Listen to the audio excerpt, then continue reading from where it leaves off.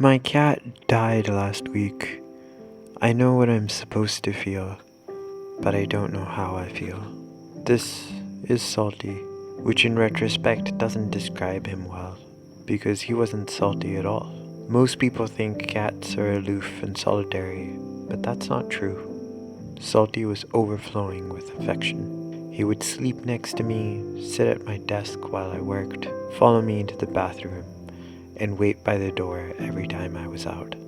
He was my little security guard, or Scotty, as we lovingly put it. He was always by my side. If he could help it, he would never let me out of his sight. He loved me more than my wife, my mother, and definitely more than I loved myself. Always unconditional. I could be nothing, a complete failure, the worst person in the world, and he would still love me the same.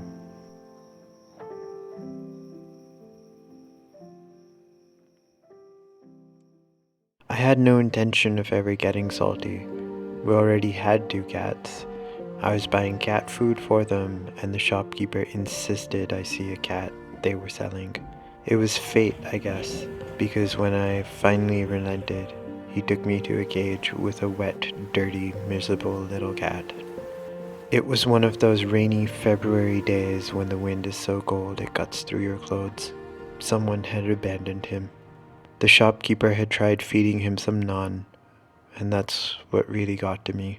Cats can't eat naan. How bad does your luck have to be to end up like this? When I knelt down to take a look at him, he let out this meow that completely broke me. I'm not particularly aware of my emotions most of the time, but I remember feeling my heart break for him. So of course we took him in. I don't know what his life was like before, but it was probably terrifying. He spent the first week in our home hiding behind a closet, shaking in fear. So I would sit in a chair nearby and wait. On the second day, I could hear him purr, but he didn't come out until the 4th day. I've never heard a cat purr as loud as Salty. I think this was the first time that the hands that touched him were meant for petting and not to cause pain. I think it was the first time that he felt truly loved. Sometimes we'd joke that Salty was an alien spy disguised as a cat, because he wasn't like any other cat. Right until the end, he would hide under the blankets every time someone he didn't know came over. But after a few days, he'd build up the courage and come out to be petted. He loved being petted. He would yowl with joy. I don't know what he was trying to say, but it sounded a lot like, yeah, yeah, yeah. He had a really high-pitched voice that he would sometimes use to threaten outside cats, but it would sound like he was trying and failing to sing a Bon Iver song.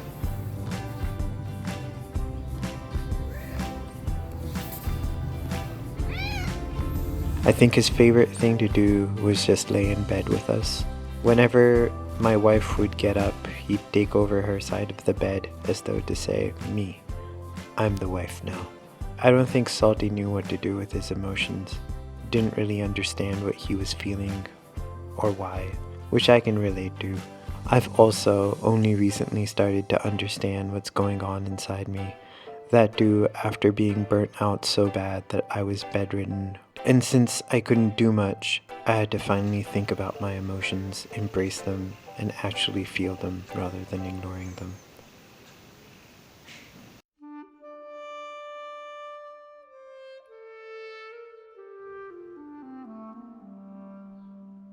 All the places he used to sleep are there, but there's no Salty. He loved sitting in the back of my chair, which obviously made it very uncomfortable to sit in. But I don't like having the chair to myself now. It's not as warm anymore. He was a long-haired cat, and he'd shed all the time, even in winters. All my clothes, bags, and even shoes have his hair in them. One day they will be gone. One day he will be a memory. One day I will forget what he looks like. All his hair will be gone, and dust will cover my things. They say grief is just love without a place to go to, so I'm finding new places to put my love. Kinu and Imli, our puppies, Chili and Millie, and my baby of babies, Igby. My loved ones, my friends, new companions, and old. Over the last few years, I had become less outgoing and said no to a lot of things I wanted to do because I needed to work instead, or because I was so burnt out that the best I could do each day was just shower and go sit in a chair. I don't know if Salty still worries about me, but I think he's happy to see that I'm building a better version of me, that I have people I can speak to about my struggles, friends who have stuck by me when I was nothing, and loved ones who always protect me. So many people reached out to say how sorry they were to see Salty go. I know I'll never have Salty's security anymore, but even in death, he has gifted me the ability to create a security blanket around me to keep me safe.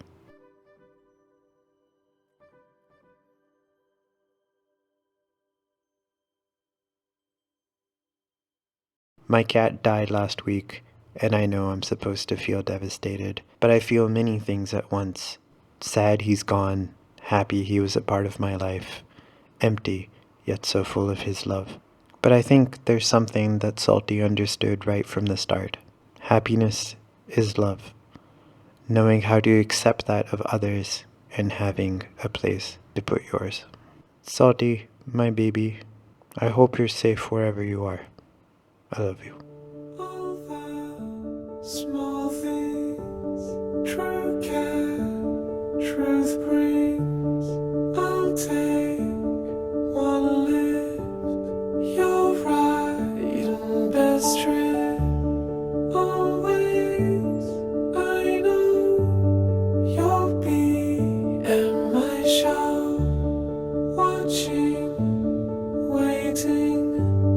Commiserating, saying so.